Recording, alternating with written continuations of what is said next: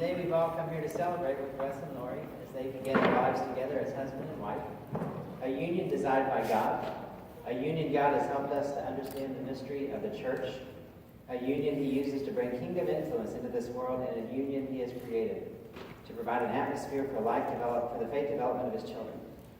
May God gift us with His presence as each of us seeks to honor Him in all we do.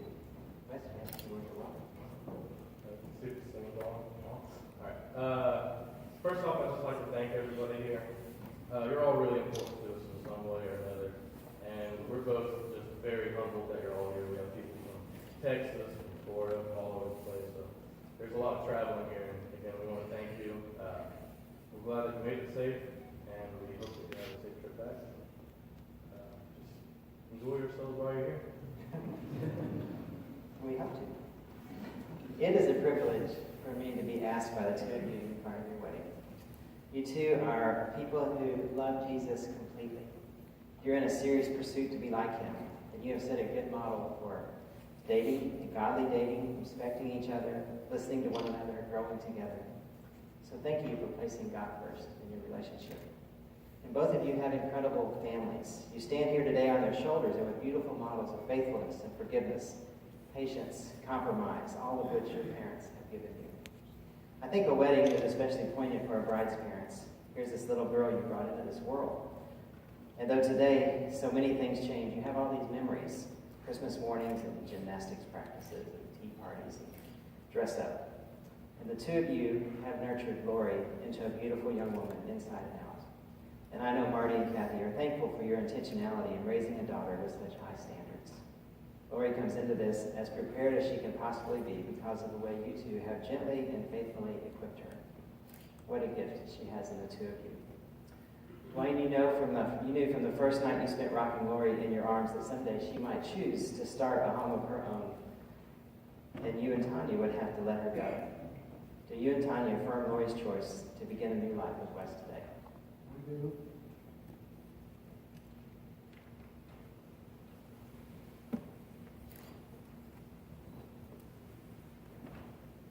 The maid of honor, Jordy Gamble, is going to pray for us.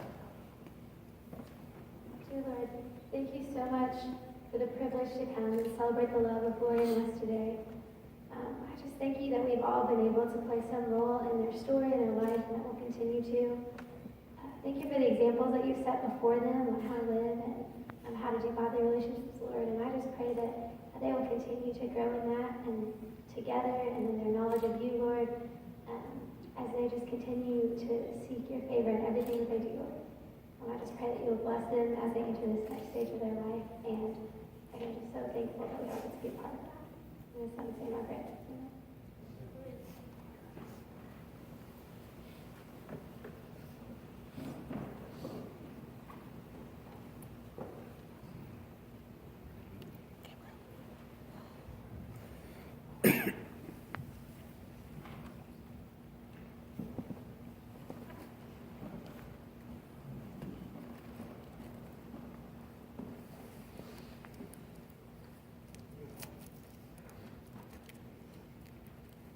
Part of the joy Mary and I get to experience hanging out with college students is watching these relationships blossom. Sometimes we can see them coming, and sometimes they sneak up. For me, yours kind of snuck up. I didn't confirm this with Lori, but my guess is that the puppies you've trained, they had a lot to do with getting Wes's attention at first. So Wes sees this dog, and I think Zipper was the first one. Junie, yes, Junie or Zipper. But on the other end of this leash is you. And he thinks, wow, Junie is cool, but this girl is awesome. And I think I need to get to know her more. And it makes sense that Kevin the dog is here somewhere in the audience today. I believe he's off for the two of you getting ready. Okay, that's good. So I want to thank you for being a healthy model of dating in our campus ministry, and thanks for staying plugged in, for being leaders, for keeping the most important things on the top shelf in your life. And we'll miss the two of you hanging around Casper Christ all the time, but know you're always welcome. And you have an open invitation if you want to hang out with college students again. Here's a text I'd like to read for us this afternoon on Ephesians 3. It's probably Mary's favorite text. For this reason, I kneel before the Father, from whom his whole family in heaven and earth derives its name. I pray that out of his glorious riches he may strengthen you with power through his Spirit in your inner being, so that Christ may dwell in your hearts through faith.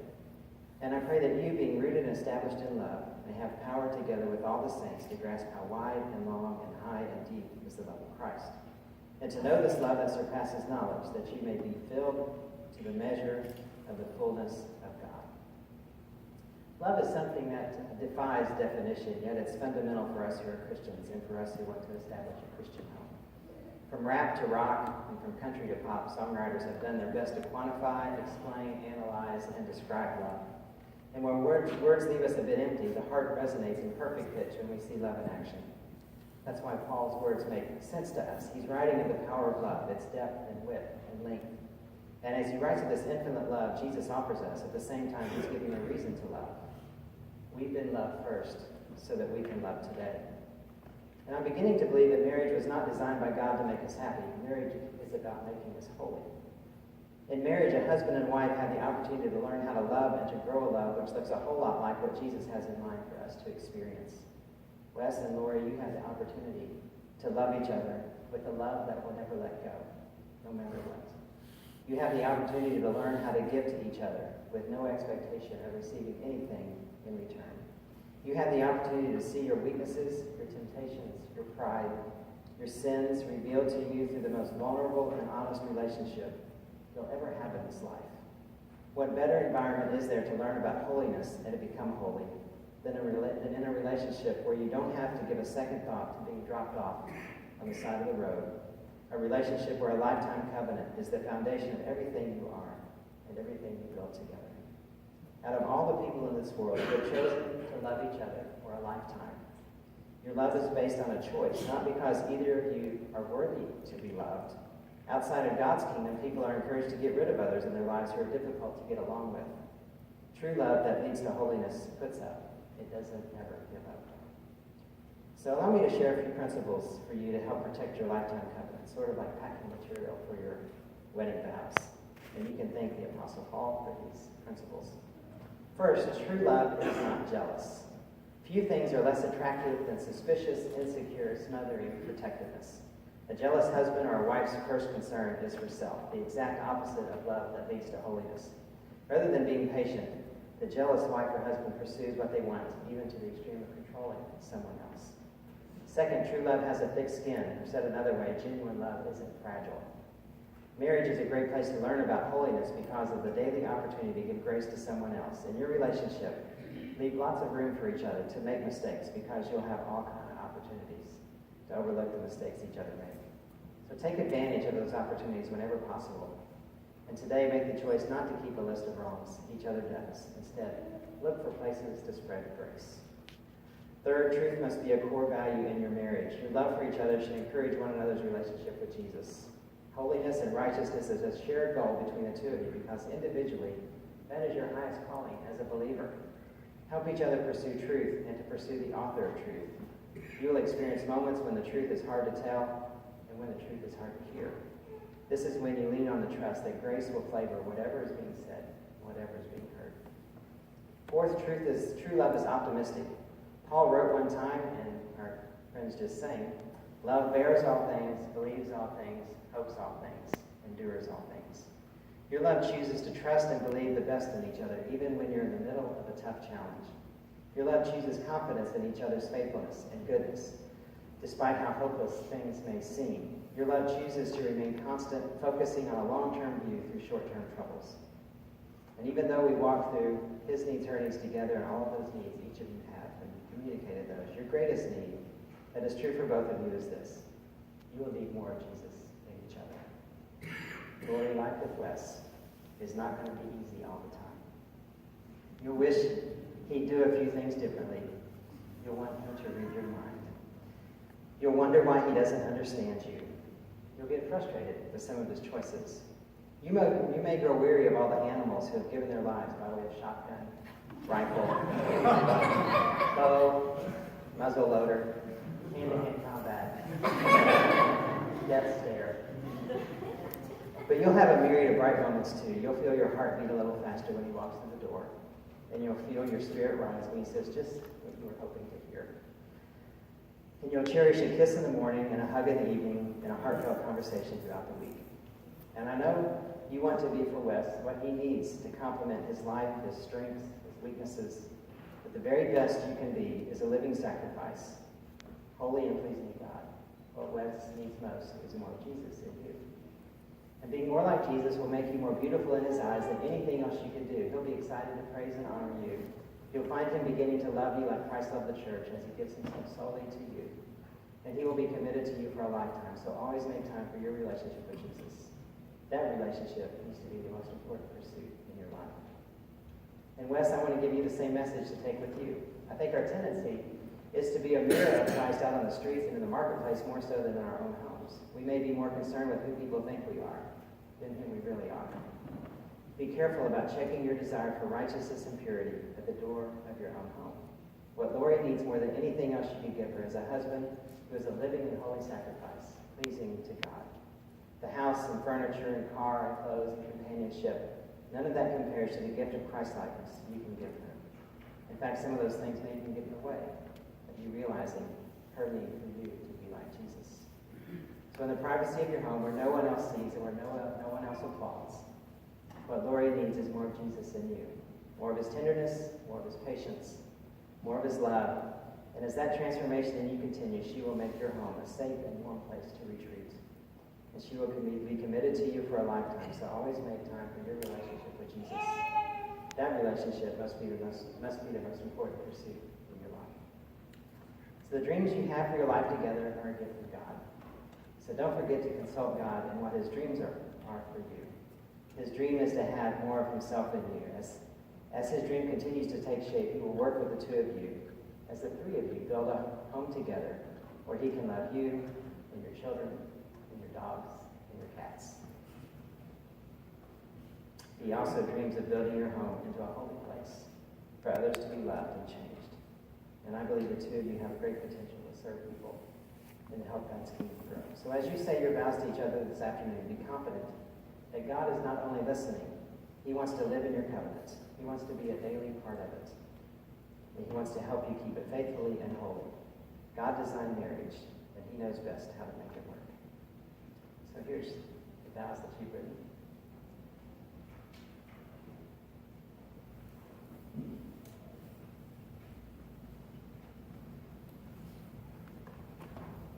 Wes, you can go first. Lori, I stand before you now as a man longing to spend the rest of my life with you. As I stand here, I can't imagine how I can love you anymore. But as they say, love gets better as time goes on. I understand that most times I won't get my way, but I know without a doubt that every sacrifice I make will be more than worth it. I want to promise you that I will always put you second to God and to pursue Him with you. I promise to fight for us through whatever may come. I promise to always keep you safe and protect you. I promise to be the very best that I can be for our family and to support you no matter what. I promise to take you as you are, better or worse, in sickness or in health. And I promise to always love you with everything I've got for the rest of my days. Wesley, how lucky I am to be standing in front of you today and promising you a lifetime forever. I promise to love you for the rest of our lives and stand beside you without religion and celebrate the triumphs.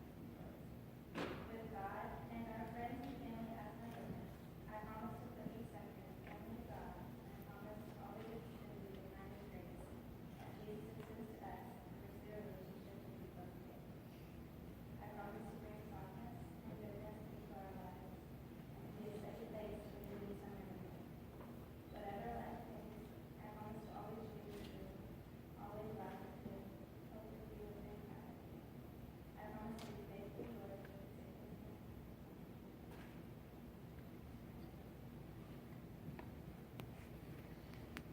What you two have just promised is huge.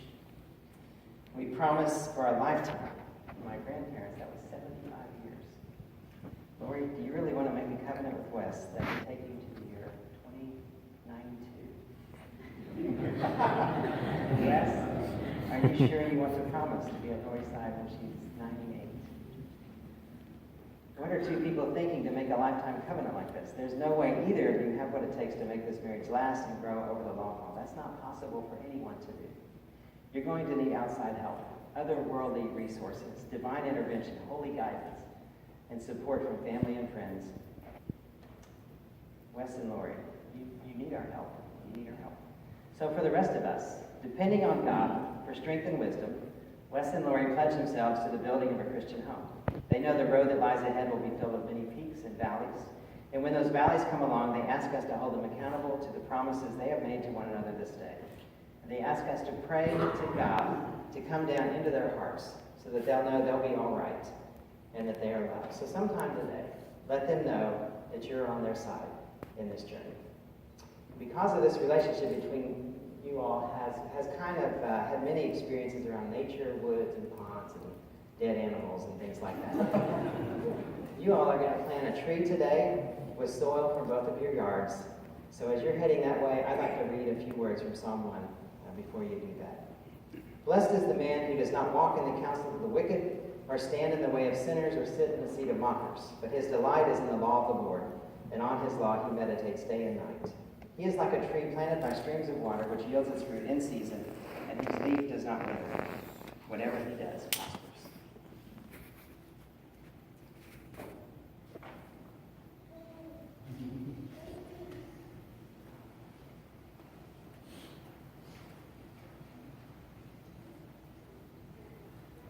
Marty, you want to pray? Let's pray. Our Father, who art in heaven, God of our lives, God of our families, God of our country, God of this world, we are so thankful to be able to witness this, joining another Christian family. We ask that you will be with them as they go through their journey. Watch over them, teach them to follow your ways. Help them to find peace and humility in you also, Lord. We ask that you keep them safe and have them always keep you first in their life. In Jesus' name, amen. So Wes, if you'll put this on Lori's finger, I have some words for you to repeat. In token and in pledge Token and pledge of constant faith and abiding, of constant faith and abiding, I thee with. I do.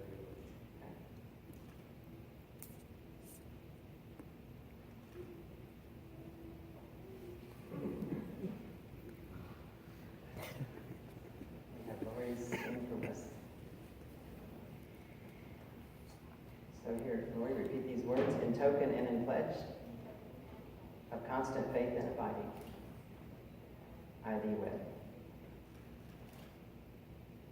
Every person is in need of one faithful friend who will look them in the eye and say, I will never leave you. You may grow old and gray, but I will always love you. The years may be cruel and the times may be hard, but I will always love you. May God keep you together, and may you enjoy each other for a lifetime. It is my privilege to pronounce you husband and wife. Wes, may kiss your bride. Yeah. Family and friends, for the first time, I present to you Wes and Lori Maddox.